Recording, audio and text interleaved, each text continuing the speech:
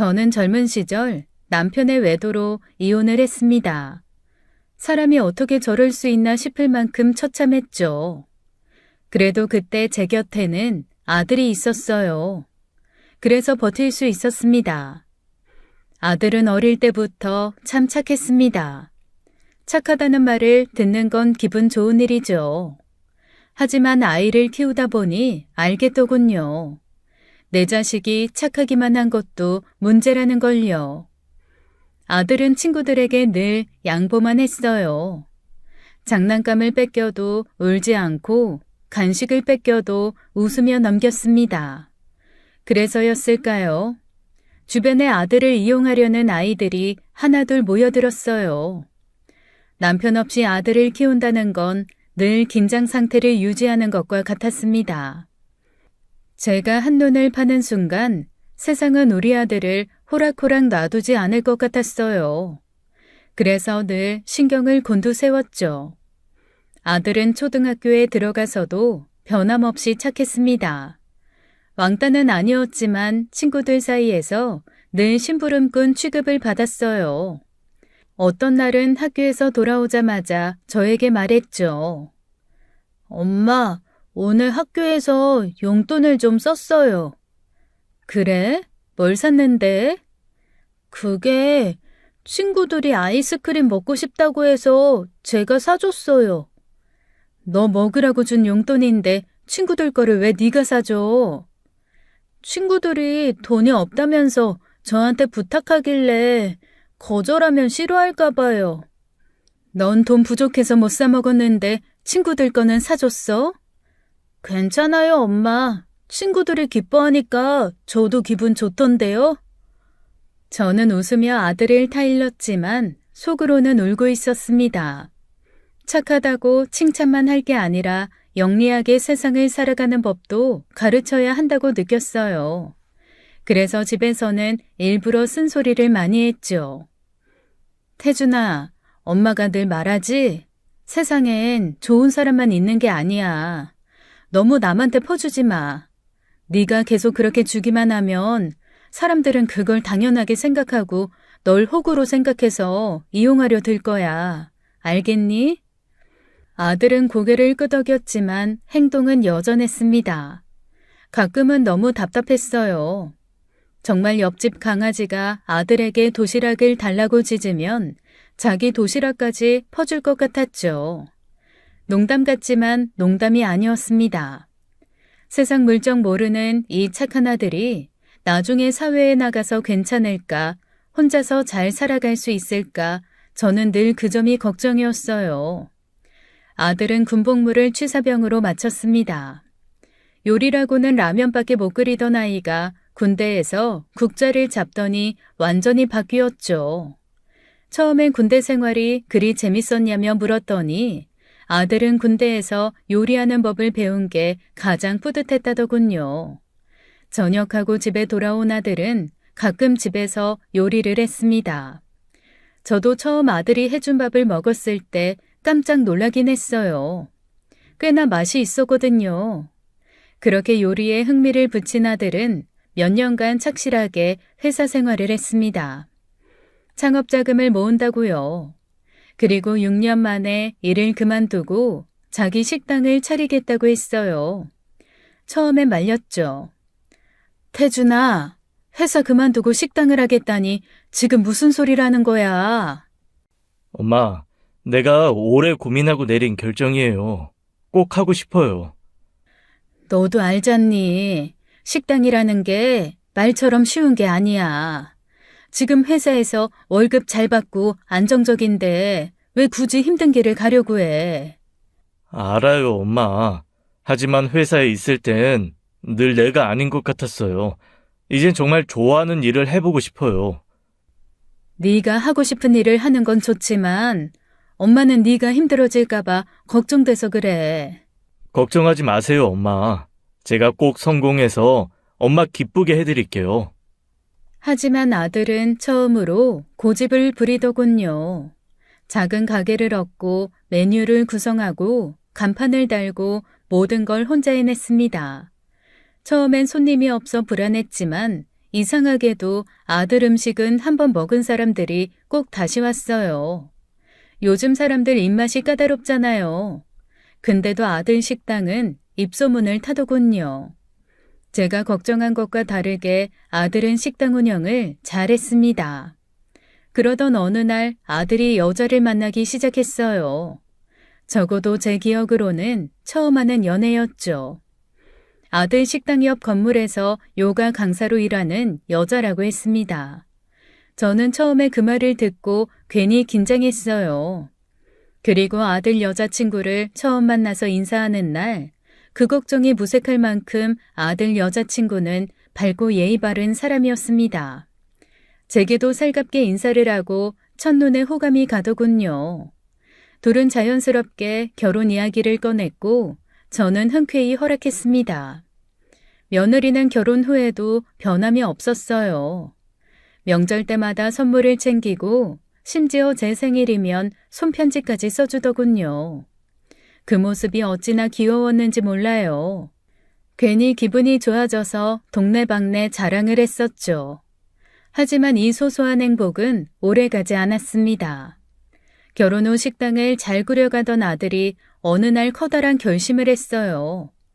기존보다 큰 가게로 확장하겠다는 거였죠. 엄마, 저 가게를 좀 더 큰 곳으로 옮기려고요. 장사도 잘 되고 손님도 많아졌거든요. 태준아, 지금 가게도 괜찮잖아. 꼭 그렇게 무리해서 확장해야겠어? 너무 서두르는 것 같아서 엄마는 걱정된다. 아니에요, 엄마. 손님들이 줄을 서서 기다리시는 걸 보면 마음이 너무 불편해서요. 이제 제대로 한번 키워보고 싶어요. 그래도 사업이란 게 언제나 위험이 따르는 법이야. 혹시라도 일이 잘못되면 어쩌려고 그래. 엄마 너무 걱정하지 마세요. 다 계획이 있어요. 이번에 더 잘 될 자신 있으니까요. 아들은 이미 부푼 꿈에 가득 차 있었습니다. 대출을 받고 인테리어 업체와 계약하고 주방 기기들을 새로 들이고 제가 걱정을 늘어놔도 늘 아들은 확신에 찬 얼굴로 말했어요. 엄마, 나 진짜 자신 있어요. 지금까지 해온 것도 잘 됐잖아요. 한 번도 대충 한 적 없어요. 확장 오픈하면 메뉴도 늘리고 손님들도 더 많이 받을 수 있어요. 반드시 성공할 거예요. 그러니까 엄마는 걱정하지 말고 응원만 해주세요. 그 말에 더 이상 뭐라 할 수 없었습니다. 오픈날 축하 화분 들고 아들 가게에 갔어요. 점심시간이 되니 줄이 길게 늘어서더라고요. 손님이 끊이질 않자 아들은 주방에서 고개도 못 들고 바쁘게 움직였죠. 그렇게 한동안은 순조로웠습니다. 확장을 잘했다는 생각이 들 정도였어요. 아들도 밝아 보였고 며느리 얼굴에도 여유가 보였죠. 하지만 모든 일이 그렇듯 좋은 시절은 길지 않았습니다. 가게를 확장하고 2달쯤 되었을 무렵이었어요. 아들 가게에서 화재가 발생했습니다. 진화는 되었지만 아들 가게는 전소되었어요. 그야말로 잿더미가 되어 있었습니다. 아들은 식당 앞에 주저앉아 타버린 간판을 멍하니 바라보고 있었어요. 정말 그 눈빛이 잊히지 않을 정도로 허망해 보였죠. 제가 다가가도 말을 걸지도 못했습니다. 제가 한 번도 보지 못한 눈빛이었어요. 아들 가게는 화재보험은 들어있었지만 전부 보상받을 수는 없었습니다. 신규 장비며 고급 인테리어며 남은 빚이 억 단위로 남았어요. 가장 큰 문제는 그 가게를 차리기 위해 아들이 집을 담보로 대출을 받은 상태였다는 겁니다. 결국 아들과 며느리는 그 집을 팔 수밖에 없었죠. 그리고 아들 부부는 제 집으로 살게 되었어요. 당장 생활비며 남은 대출금 이자를 갚기 위해 아들은 일용직으로 일하다가 택배 일을 시작했습니다. 새벽마다 무거운 상자를 옮기며 얼굴이 점점 말라갔죠. 그래도 불평 한마디 없이 묵묵히 움직였습니다. 며느리도 일을 시작했어요. 주방 보조로 식당에 취직했다고 했죠. 손에 물이 마를 날이 없다는 표현이 그땐 정말 그대로 적용되더군요. 저는 아들 부부 식사며 빨래며 생활을 챙기며 어떻게든 둘을 위로해주고 싶었습니다. 아직 젊으니 괜찮아질 거야 라는 말을 입에 달고 살았어요. 그러던 어느 날부터 아들과 며느리의 분위기가 심상치 않아졌습니다. 둘은 매일 밤 싸우는 듯 했어요. 처음엔 자기들 방에서 속삭이듯 다투더니 나중엔 큰 소리가 오갔죠. 그 이후 며느리는 점점 차가워졌습니다. 전에는 어머니 하며 웃던 얼굴이 이제는 저를 봐도 인사도 없이 지나쳤어요. 가끔은 저를 스치며 일부러 한숨도 쉬었죠. 식탁에 앉아도 밥 한 그릇을 원망으로 먹는 듯 했습니다.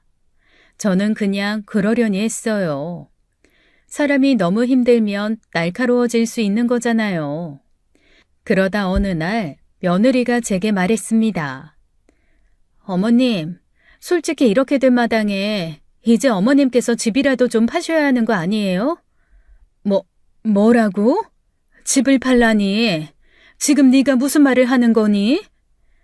아니, 아들 내외가 이렇게 힘들게 사는데 어머님께서 집 한 채 갖고 계시면 뭐 하시겠어요? 가족이 어려우면 도와주셔야죠. 얘야, 이 집이 어떤 집인지 너도 잘 알잖니. 그리고 집을 팔고 나면 앞으로 우리는 어디서 살아?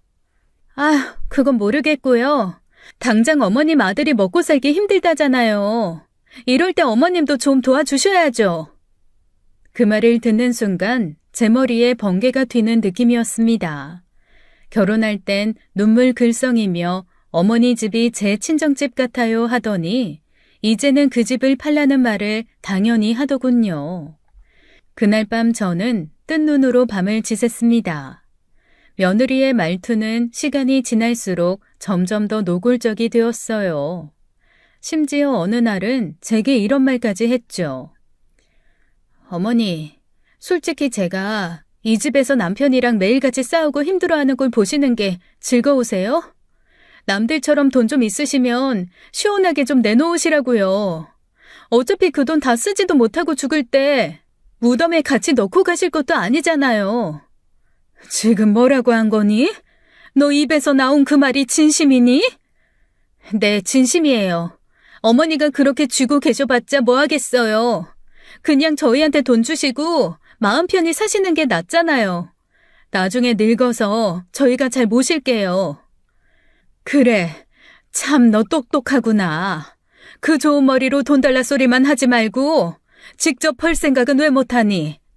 인생 그렇게 살면 안 된다고 너한테 말해줘봐야 쇠귀에 경일 끼겠지만 적어도 내 집에서 밥 얻어먹고 사는 동안엔 너도 예의라는 걸 좀 배워라. 참. 그래서 제가 아들이랑 고생하는 동안 어머님은 편하게 집에서 주무시고 계셨어요? 말씀 좀 곱게 하세요. 제가 어머님한테 뭐 잘못한 거 있어요? 얘야, 고생했다고 모두 다 너처럼 말을 막 하는 건 아니야. 나도 젊었을 땐 너처럼 힘든 일 겪어봤지만 적어도 남을 원망하거나 손 벌리면서 살진 않았어. 사람이라면 상황이 힘들수록 더 예의와 품위를 지켜야 하는 거야. 네가 나한테 했던 말과 행동이 정말 옳다고 생각하니? 너도 지금은 내 말을 무시할지 몰라도 언젠가는 꼭 이 순간을 떠올리며 부끄러워하게 될 거다. 그래도 저는 참고 말았습니다. 어쩌면 며느리도 벼랑 끝에 몰린 걸 수도 있잖아요. 그런 생각으로 또 참고 참았죠. 하지만 시간이 지날수록 며느리와 아들의 갈등 사이에서 저는 점점 지쳐갔습니다. 그러던 어느 날 아들이 지인의 식당 이야기를 꺼냈어요. 지인이 외국으로 이민을 가게 되었다며 가게를 싸게 팔게 되었다고요.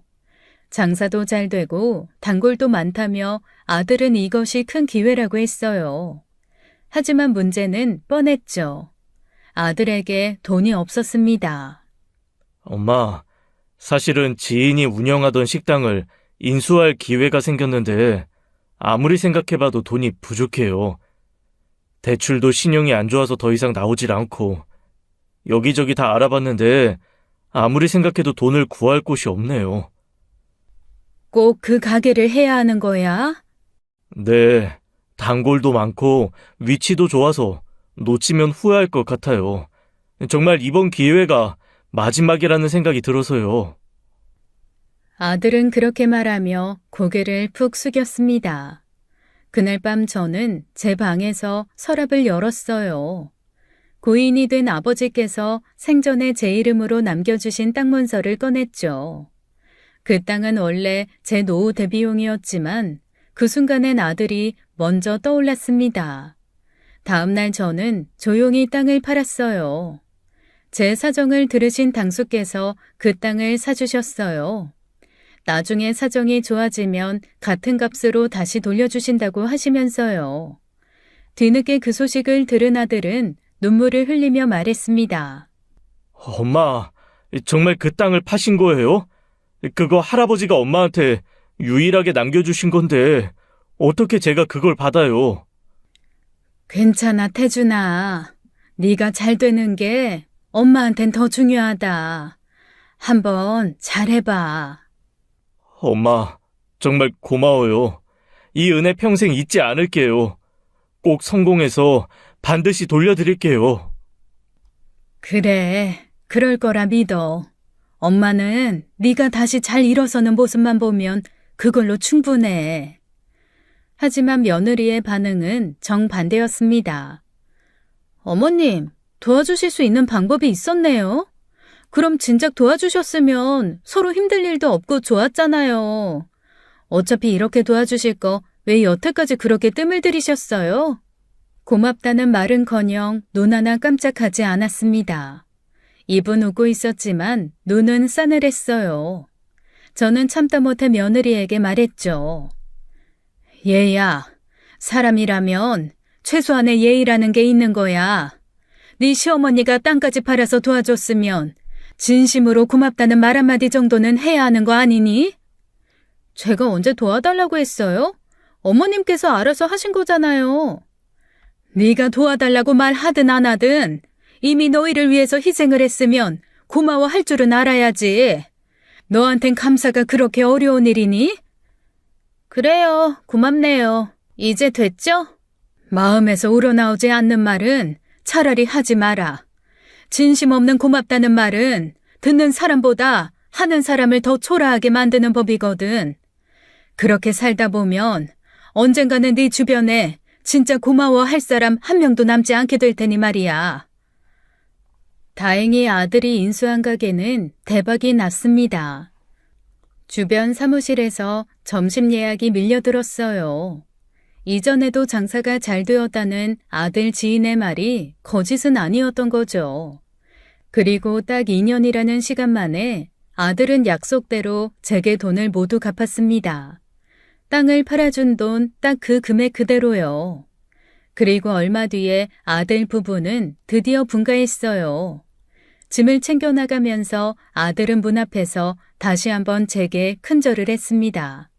하지만 며느리는 역시 아무 말 없이 고개만 까딱하고 나갔지만요. 저는 그렇게 생각했습니다. 그래, 고마움도 없고 예의도 없는 아이지만 그래도 서로 잘 살고 행복하면 그걸로 됐다. 적어도 그때는 그렇게 생각했어요. 아들과 며느리가 분가한 지 몇 달이 지났을 때 일입니다.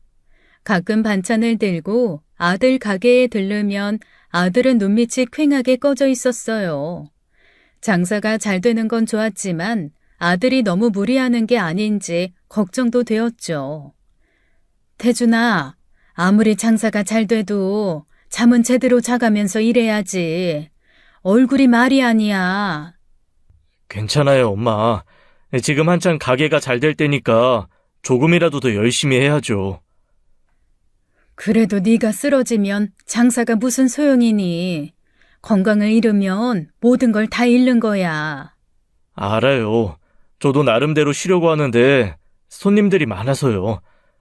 조금 참으면 괜찮아질 거예요.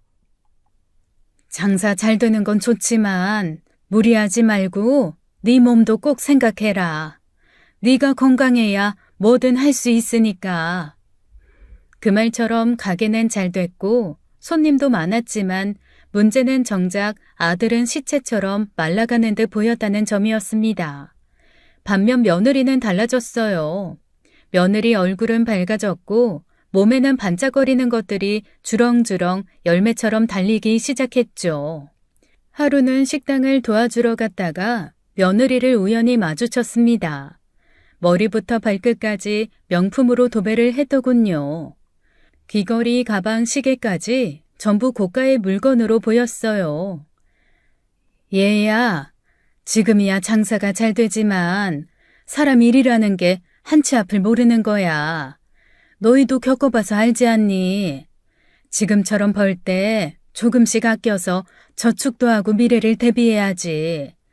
그렇게 겉모습에만 신경 써서 소비하다가는 나중에 정작 필요할 때 어려워지면 어쩌려고 그래. 하지만 며느리는 제 말을 듣고 입꼬리만 씩 올리더군요. 어머님, 지금은 벌 만큼 벌고 있으니까 쓰는 거예요. 사람은 누릴 때도 있어야죠. 무슨 햄스터도 아니고 맨날 모으기만 하면서 살아요? 얘야, 사람이 잘 벌 때일수록 더 정신을 차려야 하는 법이야. 누리는 것도 좋지만 버는 돈보다 쓰는 돈이 많아지면 그때부턴 진짜 불행해지는 거란다. 걱정 마세요. 저 그렇게까지 생각 없이 쓰는 사람 아니에요. 네가 그렇게 생각한다면 다행이지만 어쨌든 엄마는 걱정돼서 한 소리니 가볍게 듣지 말고 꼭 기억하렴. 그날 밤 저는 아들에게 전화를 걸었습니다. 태준아, 요즘 가게가 잘 돼서 그런지 너희 집 씀씀이가 예전과는 많이 달라진 것 같더라. 괜히 오지랖 같지만 엄마는 좀 걱정이 되더구나. 네, 엄마. 걱정 안 하셔도 괜찮아요. 지은이가 좀 많이 쓰는 것 같던데 너도 알고 있는 거니? 이럴 때일수록 너희 둘이서 계획을 잘 세워서 저축도 잘해야 돼. 네, 알고 있어요. 너무 신경 쓰지 마세요, 엄마. 제가 단속할게요. 그래, 네가 알아서 잘 하겠지. 힘들면 언제든 엄마한테 말하고, 알았지? 네, 엄마. 고마워요. 그 말이 더 마음에 걸렸습니다. 그 말투에는 무언가 묻혀있는 느낌이었어요. 괜찮다고 말하지만 전혀 괜찮지 않은 사람의 말투 말이에요. 그 이후에도 며느리는 점점 더 화려해졌습니다. 마치 오늘만 사는 사람처럼 사치를 일삼더군요. 억 단위의 고급차를 계약했다는 소리에 결국 보다 못한 제가 한마디 하게 되었죠. 얘야, 도대체 정신을 어디에 두고 사는 거니?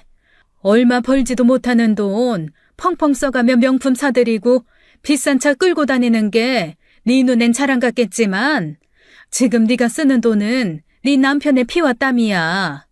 인생이라는 게 언제 어떻게 뒤집힐지 모르는데 이렇게 앞뒤 안 가리고 쓰다 보면 나중에 막을 방법도 없이 무너지는 거야. 사람이란 잘 될 때일수록 정신 바짝 차려야 돼.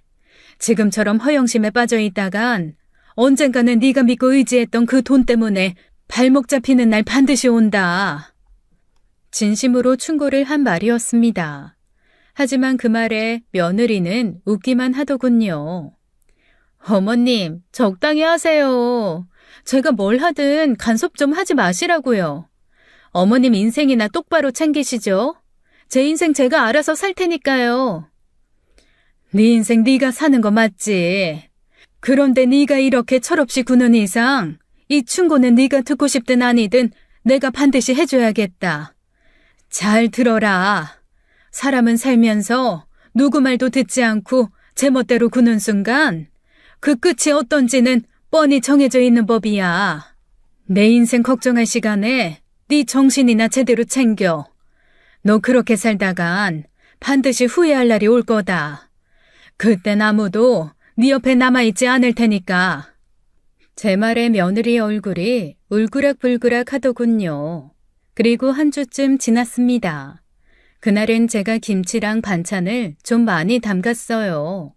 간장게장에 오징어채 무침, 가지 볶음까지요. 아들 식당은 한 달에 한 번 가게 문을 닫고 쉬는데요. 그날이 쉬는 날이었어요. 아들 부부 생각에 반찬을 가지고 아들 집을 찾았습니다. 아들 집에 들어서니 현관부터 어딘가 이상했어요. 눈앞에 펼쳐진 풍경은 말 그대로 전쟁터였죠. 거실은 옷가지와 빨래들로 가득했고 싱크대에는 그릇이 쌓여 있었습니다. 식탁 위엔 반쯤 남은 컵라면이 그대로 말라붙어 있었고요. 저는 집 안으로 들어가며 아들을 불렀죠. 태준아, 집에 있니? 아들은 피곤한 얼굴로 얼굴을 긁적이며 방에서 나오더군요. 태준아, 집이 왜 이 모양이니? 무슨 일이 있어? 아, 엄마, 죄송해요. 요즘 너무 바빠서 좀 정신이 없었어요. 바쁘다고 해도 이건 좀 심하지 않니? 지은이는 어딨어? 지금 집에 없는 거야? 그게 잠깐 외출했어요. 좀 이따 들어올 거예요. 태준아, 엄마한테 숨기는 거 있는 거 아니지? 정말 아무 일 없는 거지? 네, 정말 별일 없어요. 엄마 너무 걱정하지 마세요. 그런데 이상하게도 마음속 어딘가에서 묘한 찝찝함이 올라왔습니다. 아들의 방 앞에 놓인 박스엔 반쯤 접힌 이불과 몇 벌의 옷이 구겨져 있었어요. 아들이 당장이라도 이 집에서 나가야 할 사람처럼 보였죠. 그래서 좀 집요하게 아들에게 물었습니다. 무슨 일 있냐고요? 그러니 결국 아들이 마지못해 속 이야기를 털어놓더군요. 엄마, 사실은 요즘 지은이랑 좀 떨어져 지내고 있어요. 서로 생각할 시간이 필요해서요. 뭐? 너희 별거 아니? 대체 무슨 일로 싸운 거야? 엄마, 미안하지만 지금은 제발 묻지 말아주세요. 제가 나중에 다 설명드릴게요. 그래도 엄마한테는 말해줘야지. 이러고 있으면 엄마가 더 걱정되잖니. 알아요, 엄마. 정말 죄송해요. 하지만 저도 아직은 정리가 안 돼서요. 조금만 기다려주세요. 부탁드릴게요.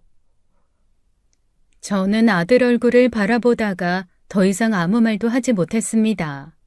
대신 식탁을 정리하고 반찬들을 열며 말했어요. 밥은 먹었어? 얼굴이 너무 상했다. 일단 밥부터 먹자. 괜찮아요. 엄마 입맛이 없어서요. 그래도 먹어야 힘을 내지. 이럴 때일수록 밥심이 중요한 거야. 엄마가 반찬 몇 가지 더해왔으니까 이리 와서 앉아봐. 아들은 고개만 끄덕였습니다. 그 모습이 더 아프더군요. 말없이 김치통을 정리하고 싱크대에 쌓인 그릇 몇 개를 헹군 후 저는 집을 나섰어요. 아들이 집까지 데려다 준다고 하는데 저는 됐다고 그냥 잠이나 좀 자라고 했습니다. 복도에 서서 현관문이 닫히는 소리를 듣는데 가슴 안쪽이 묵직하게 내려앉는 기분이었죠. 그리고 2일 뒤 새벽 전화벨이 울리는 소리에 잠에서 벌떡 일어났습니다. 너무 이른 시각이었고 뭔가 전화가 울리기 바로 직전부터 가슴이 벌렁거리기 시작하는 게 예감이 좋지 않았거든요. 박태준 씨 보호자분 되시나요? 지금 빨리 병원으로 와주셔야겠습니다. 네? 무슨 일이죠? 우리 아들한테 무슨 일 생긴 건가요? 환자분께서 교통사고로 응급실에 실려오셨어요. 상태가 많이 좋지 않으니까 서둘러서 와주세요. 네? 지금 바로 갈게요. 제발 우리 아들 좀 잘 부탁드려요. 금방 갈 테니까 제발요. 저는 외투도 제대로 챙기지 못한 채 택시를 탔습니다. 한여름이었는데도 손은 덜덜 떨리고 이와 이 사이도 딱딱거리며 떨리었어요. 병원에 도착해 응급실로 달려갔습니다. 침대에 누워있는 아들의 모습은 말 그대로 피투성이었어요. 얼굴은 붓고 팔은 부목에 고정되어 있었고 머리 쪽엔 붕대가 칭칭 감겨 있었죠. 그 모습을 본 순간 다리에 힘이 풀려 그대로 주저앉고 말했습니다. 환자분께서는 현재 의식이 없습니다. 사고 당시 머리를 심하게 부딪혀서 뇌에 큰 충격을 받으셨어요. 또 팔과 갈비뼈도 여러 군데 골절이 발생한 상태라 안정이 절대적으로 필요한 상황입니다. 지금처럼 의식이 돌아오지 않은 상태가 오래 지속되면 식물인간 상태로 갈 가능성도 배제할 수 없습니다. 저희 의료진도 최선을 다하겠지만 보호자분께서도 마음의 준비를 하셔야 할 것 같습니다. 의사의 설명은 마치 뉴스처럼 들려왔습니다. 말은 들어지는데 저는 한 글자도 이해하지 못하겠더군요. 아들은 식당 오픈 준비를 위해 새벽마다 출근을 했습니다. 그날도 변함없이 가게로 향하던 길이었나 봐요. 골목길에서 누군가의 차에 치였고 가해자는 그대로 도주했다고 하더군요. 뺑소니였습니다. 사람을 그렇게 버리듯 도망치다니요. 해가 뜨기 전 새벽 시간이라 아들은 한참이 지나서 행인에게 발견되었대요. 아들은 심하게 부은 얼굴로 기계에 의존해 숨을 쉬고 있었습니다. 그 모습을 보는데 차라리 제가 대신 죽고 싶었어요. 얼마 안 지나 소식을 들은 며느리도 병실로 찾아왔습니다. 평소 화장기 가득하던 얼굴이었던 며느리 얼굴엔 눈물 자국만 남아있더군요. 태준 씨, 이게 뭐야? 어떻게 된 거야? 이러면 안 되잖아. 정신 좀 차려봐. 나 두고 이렇게 누워있으면 안 되지. 여보, 제발 눈 좀 떠봐. 나 혼자 두고 어디 가지 말라고. 제발 정신 차려. 여보, 미안해. 정말 미안해. 나 때문에. 어머님 어떡해요? 우리 태준 씨 어떡해요? 죄송해요. 죄송해요, 어머님. 어머님 말씀 들었어야 했어요. 태준 씨 저 때문에 힘들게 일하다. 죄송해요, 어머님. 그날부터 며느리는 매일 병원에 왔습니다. 아들 손을 잡고 속삭이듯 말을 걸고 계속 몸을 정리해 주었어요. 그렇게 몇 주간 하루도 빠짐없이 아들을 챙겼죠. 며느리의 간호는 병원에서도 소문이 돌 정도였습니다. 매일같이 병실에 찾아와 아들 옆에 앉아 손을 잡고 물수건으로 얼굴을 닦아주며 속삭이듯 말을 건넸죠. 어머님, 며느님이 정말 대단하시더라고요. 매일같이 오셔서 남편분 손도 잡아주시고 얼굴도 깨끗하게 닦아주시고요. 저희 간호사들도 다들 감탄하고 있어요. 요즘 정말 보기 드문 분이세요. 네, 고맙습니다. 우리 며느리가 그렇게 애쓰는 줄 저도 몰랐네요. 좋은 말씀 해주셔서 감사해요. 그 말에 저도 모르게 눈시울이 붉어졌어요. 며느리를 의심했던 지난 날들이 스쳐 지나갔거든요. 하루는 병실에서 둘만 있는 순간이 있었어요. 얘야, 네가 이렇게까지 태준이를 돌봐줘서 정말 고맙구나. 너도 힘들 텐데 하루도 안 빠지고 와서 간호해주는 걸 보니 엄마가 미안하기도 하고 또 고맙기도 하고 그렇네. 어머님, 태준 씨는 제 남편이잖아요. 제가 이렇게 하는 건 당연한 거예요. 어머님이 너무 힘들지 않으셨으면 좋겠어요. 그래도 정말 고맙다. 엄마가 너한테 그동안 너무 서운하게 생각한 것 같아서 미안하다. 아니에요, 어머님. 지금 생각해보니 어머님 말씀이 다 옳았어요. 제가 한번 힘든 일을 겪었었잖아요. 그래서 정신이 나가서 더 사치를 했는지도 모르겠어요. 죄송해요, 어머니. 이제 저 정신 차릴게요. 태준 씨만 깨어나 준다면 제대로 살게요. 지은아. 그 말을 들으며 저는 처음으로 며느리에게 진심으로 미안하고 또 고마운 마음이 들었습니다. 하지만 아들은 눈을 뜨지 않았어요. 매일매일 기대하고 매일매일 실망하는 날들의 반복이었습니다. 엄마 왔다, 태준아. 오늘은 눈 좀 떠볼래? 그 말을 아들에게 건네면서도 제 자신이 점점 지쳐가고 있음을 느꼈어요. 그러던 어느 날이었습니다. 간호사가 며느리가 없는 것을 확인하더니 저를 조심스럽게 불렀어요. 저를 사람 없는 복도로 이끌더군요. 간호사는 낮은 목소리로 말했습니다. 어머님, 죄송하지만 드릴 말씀이 있어서요. 제가 이런 말해도 될지 모르겠지만 며느님 너무 믿지 마세요. 어머님 안 계실 때는 말투나 행동이 너무 달라지세요. 네? 그게 무슨 말이에요? 우리 며느리가요? 며느님이 혼자 병실에 계실 때 환자분께 빨리 좀 죽으라고 혼잣말 하시는 걸 제가 들었어요. 한두 번이 아니라서 너무 놀랐어요. 어머님도 조심하시라고 말씀드리는 거예요. 정말 그걸 직접 들으신 거예요? 혹시 잘못 들으신 거 아니에요? 저도 처음엔 제 귀를 의심했는데 분명히 여러 번 들었어요. 너무 섬뜩해서 고민하다가 어렵게 말씀드리는 거예요. 알겠어요. 말해줘서 정말 고마워요. 이 일은 저만 알고 있을게요. 그 순간 심장이 쿵 내려앉았습니다.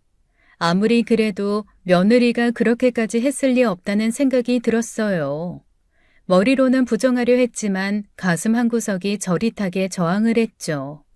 저는 간호사에게 고맙다고 하고 돌아섰습니다.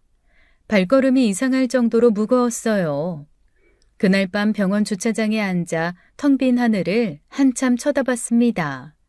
간호사의 말이 사실인지 확신할 수는 없었어요. 그래서 결심했습니다. 직접 확인해 보자고요. 다음 날 저는 조심스레 작은 녹음기를 하나 샀어요. 아주 작은 500원 동전 크기만한 기기였죠. 그리고 그 녹음기를 몰래 병실에 가져갔어요. 아들이 베개를 베고 누워있는 그 틈, 그 밑에 녹음기를 몰래 숨겼습니다. 그날도 며느리는 아들을 보러 병원에 왔어요. 녹음기를 몰래 베개 밑에 숨긴 저는 태연한 척하며 며느리를 바라봤습니다. 며느리는 평소처럼 아들의 손을 잡고 부드럽게 쓰다듬고 있었죠. 그 모습이 얼마나 가증스러웠는지 몰라요. 지은아, 오늘 엄마가 집에 일이 좀 있어서 일찍 들어가 봐야 할 것 같아. 태준이 부탁할게. 내일 다시 올게. 네, 어머님, 걱정 마세요. 제가 여기서 태준 씨 옆에 잘 있을 테니까 편히 들어가세요. 그래, 너만 믿을게. 네가 있어서 다행이다. 별 말씀을요. 어머님, 태준 씨는 제 남편인데 당연히 제가 돌봐야죠. 저는 병실을 나와서는 그렇게 병원 마당을 맴돌았습니다. 발걸음이 무거웠어요. 간호사가 오해를 한 게 아닐까, 내가 지금 이상한 의심을 하는 게 아닐까, 그런 생각으로 수십 번을 갈등했죠. 결국 저는 2시간쯤을 채우고 다시 병실로 들어갔습니다. 제가 병실 문을 열자마자 며느리는 깜짝 놀라며 급히 무언가를 정리하던 손을 내렸어요. 어머니, 왜 벌써 오셨어요? 지은아, 엄마가 다시 생각해보니까 말이야. 네가 밤새 간호하다가 탈이라도 나면 태준이가 오히려 더 걱정할 것 같아서 그래. 오늘은 그냥 집에 가서 좀 쉬렴. 엄마가 오늘은 밤새 여기 있을게. 저 괜찮아요, 어머님. 제가 태준 씨 옆에 더 있고 싶어서 그래요. 어머님 들어가세요. 어머님이야말로 그러다가 병나세요. 아니, 얘야, 엄마가 안 괜찮아서 그래. 네가 너무 무리하다가 여기서 쓰러지기라도 하면 그땐 엄마가 정말 태준이 얼굴도 못 본다. 미안해서. 그러니까 오늘은 엄마 말 듣고 집에 가서 쉬어. 어머님, 저 정말 괜찮다니까요. 저 여기 있을게요.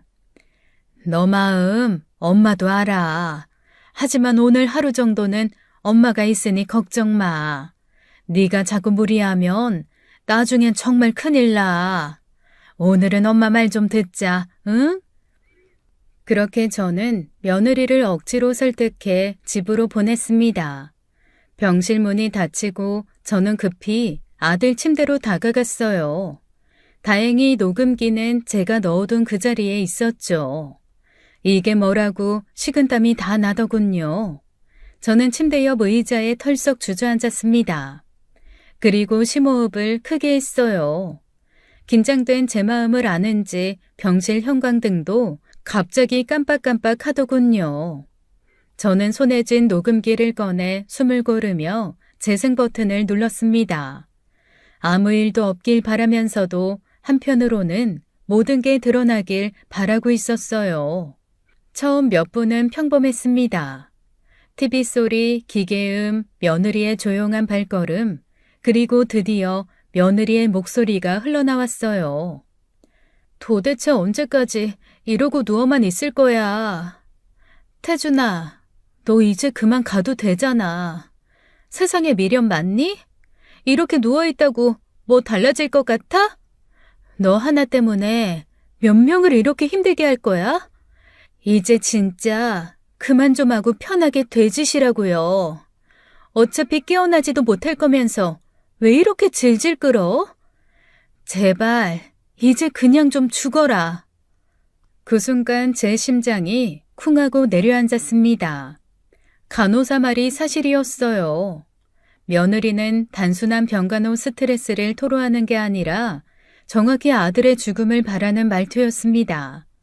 한 단어, 한 음절이 다 가시가 되어 저를 찔렀어요. 하지만 며느리는 곧이어 더 기이한 말을 하기 시작했습니다. 아, 진짜 짜증나. 이게 왜 자꾸 안 되는 거야? 또 틀렸잖아. 진짜 시간 없는데 왜 이렇게 말을 안 들어? 아, 돌아버리겠네 정말. 며느리가 대체 무슨 짓을 하는지 짜증을 있는 대로 다 내더군요. 하지만 저는 소리만 들을 수밖에 없으니 무슨 일인지 알 도리가 없었죠. 그리고 잠시 정적이 흐르더니 어딘가 급히 움직이는 듯한 소리가 났습니다. 그리고 철퍽하는 무거운 낙하음이 들렸어요. 그리고 이어 익숙한 제 목소리가 흘러나왔습니다. 얘야, 엄마가 다시 생각해보니까 말이야. 네가 밤새 간호하다가 탈이라도 나면 태준이가 너 걱정할 것 같아서 왔어. 제가 병실에 다시 돌아온 부분이 녹음된 거였어요. 저는 녹음기를 다시 처음으로 돌려 또 들었습니다. 몇 번이고 듣고 또 들었어요. 그리고 저는 그제야 확신을 가졌습니다. 며느리가 뭔가 있구나. 내가 없을 때 며느리가 분명 뭘 하려고 했던 거야. 그때 제 눈에 밟히는 게 있었어요. 아들 병실 침대 밑에 살짝 튀어나온 작은 검은 물체를요. 허리를 숙여 조심스레 꺼냈습니다. 제 아들 태준이의 핸드폰이었어요. 제가 핸드폰을 만지자 핸드폰 첫 화면이 켜졌죠. 화면에는 이런 문구가 떠 있었습니다. 지문 인식을 여러 번 실패하셨습니다. 다시 시도하려면 24시간을 기다리세요. 이거였어요. 며느리가 녹음본에서 무언가 잘 안 되자 짜증을 엄청 냈었죠. 바로 이거였습니다. 아들은 뺑소니 차에 치여 바닥에 손을 많이 쓸렸어요. 그래서 지문도 많이 갈려 없어졌죠.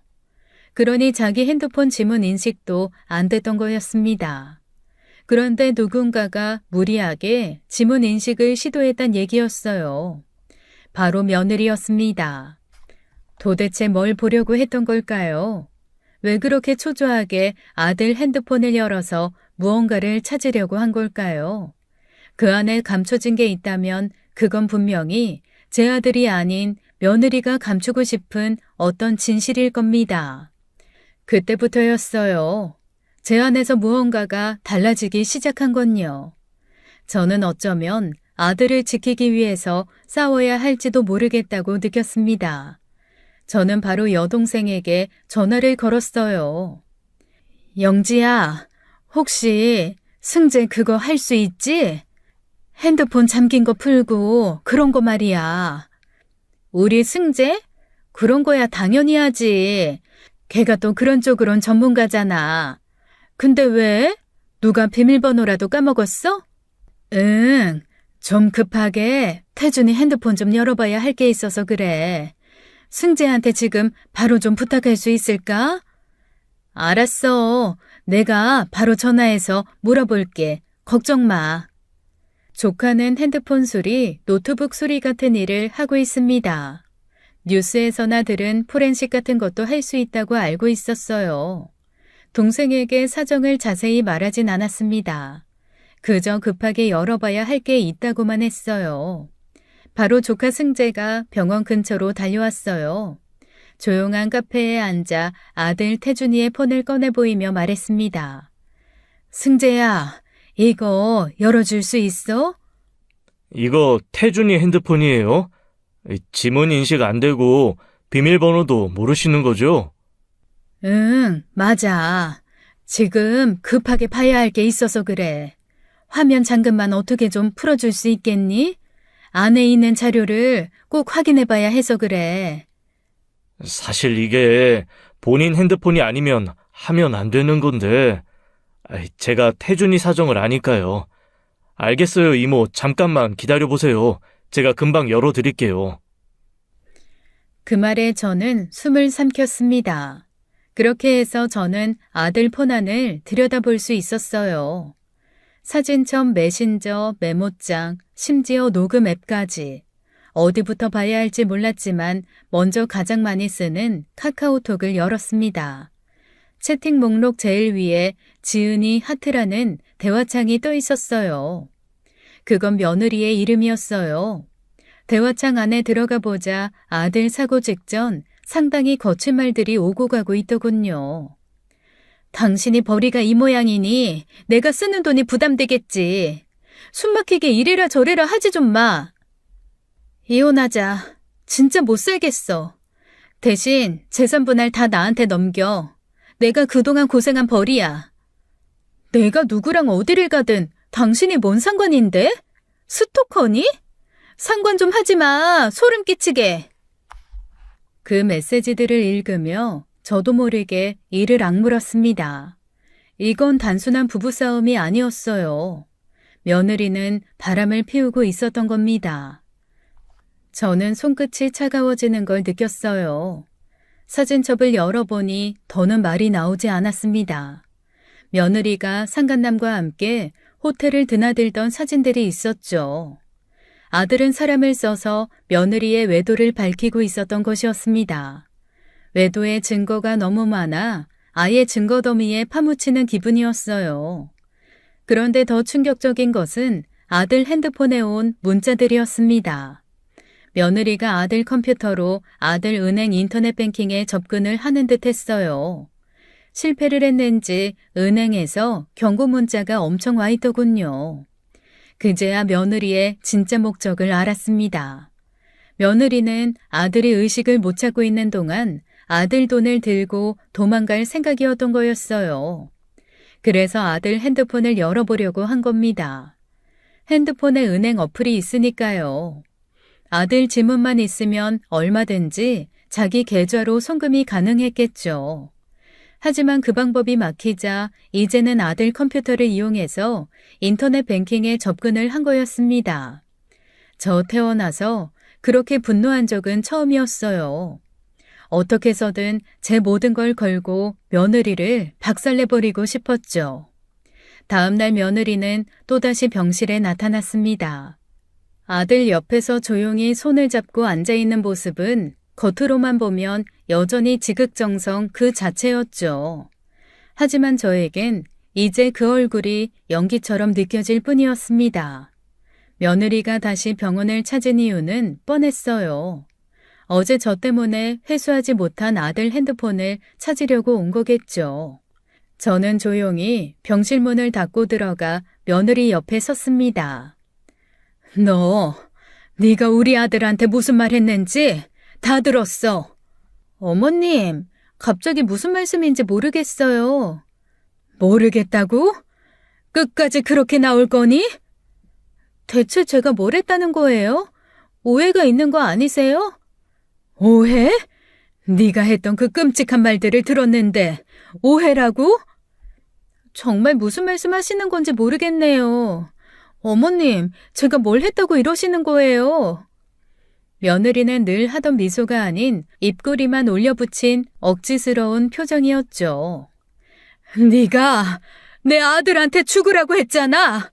어쩜 그런 끔찍한 말을 아무렇지 않게 할 수 있니? 네? 제가요? 그럴 리가 없어요. 그런 말 한 적 없어요, 어머님. 누구한테 그런 소리 들으셨는데요? 누가 저를 모함했는데요? 뻔뻔한 게 얼굴색 하나 안 바꾸고 거짓말을 하네. 거짓말 하지 마. 모함? 내가 다 들었다. 녹음까지 다 돼 있으니까 거짓말 연기 착착해라. 녹음이요? 무슨 녹음을? 저는 핸드백에서 아들 핸드폰을 꺼내 보였습니다. 그리고 그걸 냅다 며느리 면상에 던져버렸죠. 퍽하고 정통으로 며느리 얼굴에 핸드폰이 명중했습니다. 며느리는 소리를 지르며 그 자리에서 쓰러졌죠. 이거 찾으러 왔니? 이 뻔뻔한 년아! 아! 도대체 이게 무슨 짓이야! 제 말에 며느리는 순간 당황하더군요. 하지만 그것도 잠시 바로 벌떡 일어나더니 본색을 드러냈어요. 아이씨, 더럽게 아파 죽겠네. 그래, 죽으라고 했다. 어쩔래? 저 정도 돼서 똥오줌도 못 가리면 그냥 돼줘야 하는 거 아니야? 왜 안 죽어서 이렇게 사람들한테 피해를 주는데? 그리고 당신 나 몰래 녹음했어? 그거 불법이야. 알아? 나 당신 고소할 거야. 그래, 고소해. 그거 무서웠으면 애당초 녹음도 안 했어. 난 뭐 변호사 없니? 어? 나도 너 고소할 거 한타 쓰다 이거사. 너 태준이 두고 바람났지? 그리고 태준이 이렇게 누워있다고. 태준이 몰래 걔 돈 빼가려고 했잖아. 내가 모를 줄 알아? 고소해. 고소해보라고. 난 너 콩밥 먹여줄 테니까. 소리가 커지자 병실 바깥 간호사들과 복도 환자들이 슬쩍 고개를 내밀어 병실을 살폈습니다. 지켜보는 사람들이 많아지자 며느리의 눈동자가 흔들렸어요. 그리고 이내 얼굴이 확 바뀌더니 미친 사람처럼 소리를 지르며 병실 안을 휘젓기 시작했죠. 하! 진짜 어이가 없어서 말도 안 나오네. 어머님, 아들이 이렇게 누워있으니까 이제 아주 정신이 나가셨어요? 뭐라고? 너야말로 정신 나갔니? 어머님 지금 제정신 아니잖아요. 아들 잘못된 거 다 내 탓이라고 몰아가고 싶으셔서 환장하신 거 아니냐고요. 너 지금 그 입 다물지 못해? 네가 한 짓 다 알고 있는데. 제가 뭘 했다고 이러세요. 저는 어머님처럼 그렇게 무섭고 끔찍한 사람 아니에요. 아들이 저렇게 됐다고 저까지 미친 사람 만들지 마시라고요. 하지만 사람들이 바보인가요? 며느리 말을 믿지 않았죠. 구경꾼들이 이리저리 웅성거리며 며느리 욕을 하기 시작했습니다. 그러자 며느리는 완전 실성을 했는지 고래고래 소리를 질렀어요. 뭘 쳐다봐? 확 누나를 뽑아버릴까 보다. 뭐 구경 났어? 어이 할머니, 뭘 봐? 저 미친년. 저런 건 압구정 사거리에다가 매달아야지. 아휴. 어이 젊은 처자, 우리 엄마한테 어디 그렇게 함부로 말을 해, 어? 너야말로 죽고 싶냐? 콱 여기 입원시켜줘? 저 싸가지 없는 게. 바람난 거 들키니 사람이 미쳤네. 뭐? 아이 저 여자 바람났었어? 그럼 그동안 다 연극한 거야? 주변에 있던 사람들이 모두 며느리를 욕하기 시작했습니다. 병원 관계자들이 서둘러 다가와 며느리를 제지했어요. 저는 지지 않고 며느리를 향해 말했습니다. 네가 태준이 곁에 있는 걸 더 이상 용납 못하겠다. 이젠 그만 꺼져라. 제가 왜 나가요? 여기 내 남편 병실이에요. 나가야 할 사람은 어머님이시죠? 그래, 네 남편이라고? 네가 그렇게 죽으라고 저주한 내 아들이 네 남편이라는 게 참 어이가 없구나. 증거 있어요? 불법 녹음은 증거로도 못 써요. 어디 한번 해보세요. 어차피 법적으로 제가 부인인데 저를 어떻게 하시겠어요? 그래, 법적으로 말이지. 네가 그 말하기를 기다렸다. 이제부터 태준이 대신 내가 할 수 있는 모든 법적 조치를 취할 테니 단단히 각오해라. 뭐, 법적 조치요? 웃기고 있네. 어머님이 뭔데요? 아무리 난리쳐봤자 어머님은 아무 권리도 없어요. 아무 권리도 없다고? 두고 봐라. 네가 뺏으려 했던 내 아들 재산, 네가 쓴 모든 돈, 한 푼도 남김없이 다시 받아낼 거다. 기대해. 어머님, 제발 그만 좀 하세요. 그렇게 해봤자 얻는 거 아무것도 없을 텐데 왜 자꾸 일을 크게 만드세요? 크게 만들어? 네가 먼저 시작한 전쟁이야. 법정에서 네 진짜 얼굴 만천하에 다 드러나게 해주마. 이제부터 내가 할 수 있는 모든 걸 동원해서 너 끝장낼 거니까 그렇게 알아. 그래요. 어디 한번 해보세요. 누가 이기나 끝까지 가보자고요. 그 말에 며느리는 씩씩거리며 욕을 내뱉고 병실 문을 쾅 닫고 나갔습니다. 병원 복도를 지나며 몇 번이고 욕을 하고 소리를 지르더군요. 병실에서 며느리를 쫓아낸 다음 날 저는 바로 변호사 사무실로 향했습니다. 들고 간 서류 가방 안엔 며느리가 했던 모든 말, 모든 행동의 증거들이 들어있었어요. 녹음 파일, 통장 내역, 카드 사용 기록, 문자 캡처, 그리고 며느리가 아들 인터넷 뱅킹에 접근한 기록까지요. 한 장 한 장 꺼내며 설명하는데 손이 떨렸습니다. 변호사는 조용히 서류를 넘겨보며 말했어요. 이 정도면 충분하다고요. 태준이의 성년 후견인부터 신청하자고 했습니다. 저는 그 자리에서 바로 도장을 찍었어요. 사인 한 번에 눈물이 또 핑 돌았지만 저는 눈물을 삼켰습니다. 지금은 감정이 아니라 행동이 필요한 때였으니까요. 법원에서 저를 아들 태준이의 후견인으로 인정해 주었습니다. 그 순간부터 저는 태준이 대신 모든 법적 결정을 할 수 있는 사람이 되었죠. 바로 다음 단계로 넘어갔어요. 며느리를 상대로 이혼 소송을 제기하고 동시에 부당이득 반환 청구도 함께 넣었습니다. 소장은 깔끔하게 정리되었어요. 며느리의 외도 사실, 아들이 병상에 있는 동안 며느리가 태준이의 돈으로 사치한 내역, 그리고 태준이 몰래 폰을 열어보려고 했던 정황까지 빠짐없이 담았고 증거로 모두 뒷받침했습니다. 며느리는 처음엔 코웃음을 쳤다고 해요. 소송이 장난인 줄 알았겠죠. 하지만 법원에서 송달장을 받고 난 후 자기 변호사를 선임하며 부랴부랴 대응하기 시작했습니다. 하지만 늦었죠. 이미 판은 저에게 기울어 있었어요. 몇 차례 공판이 이어졌고 판사는 최종적으로 태준이와의 이혼을 인정했습니다. 며느리는 위자료와 부당이득 반환금까지 지급하라는 판결을 받았어요. 며느리는 완전히 망해버린 거죠. 재판이 끝난 날 저는 법정 복도에 서서 오래 참아왔던 숨을 길게 내쉬었습니다. 손끝까지 떨리던 분노가 그제야 조용히 가라앉는 느낌이 들었어요. 며느리는 그 후에도 몇 차례 저를 찾아왔습니다. 병원 앞에서 고래고래 소리를 지르고 욕을 퍼붓고 손가락질도 했습니다.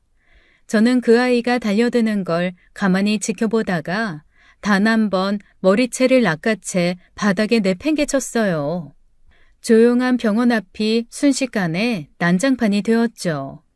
하지만 저는 주저하지 않았습니다. 그 아이에게 마지막으로 보여줄 수 있는 건 그 정도였어요.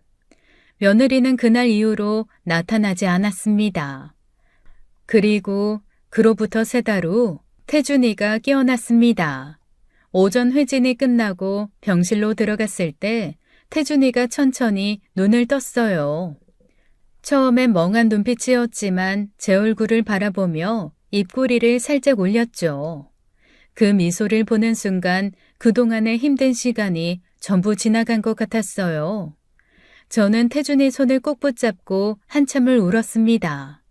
아직은 제 행동을 모두 이해를 못하는 태준이 앞에서 말도 제대로 못하고 그냥 고개만 끄덕였죠. 태준이는 이후 빠르게 회복해 갔습니다. 몸은 예전 같지 않았지만 마음은 훨씬 단단해졌어요. 기억은 부분적으로 돌아왔고 며느리와 있었던 일은 희미하다고 했습니다. 저는 그동안의 일을 태준이에게 설명했고 아들은 눈물을 흘렸어요. 몇 달 뒤 태준이는 다시 가게로 돌아갔습니다. 예전처럼 하루 종일 주방에 서 있는 건 힘들어했지만 손님들과 인사를 나누고 조리 보조에게 방향을 알려주는 모습은 꽤 그럴듯한 사장님 같았어요. 가게 벽 한켠에는 손님이 써준 메모 하나가 붙어 있었습니다. 돌아와줘서 고마워요, 태준 사장님. 기다렸어요. 그 글귀를 보고 저는 또 한 번 눈물이 핑 돌았습니다. 시간은 흘렀고 아들은 다시 바쁘게 가게를 꾸려나가고 있어요. 저는 종종 김치와 장조림을 만들어 가게로 갖다 줍니다. 누군가 묻더군요. 그 시간들이 모두 괴롭지 않았냐고요. 네, 괴로웠습니다. 하지만 저는 그 시간들을 지나 지금 이 자리에 무사히 서 있어요. 그리고 말할 수 있습니다. 저는 끝까지 제 아들의 편이었다고요.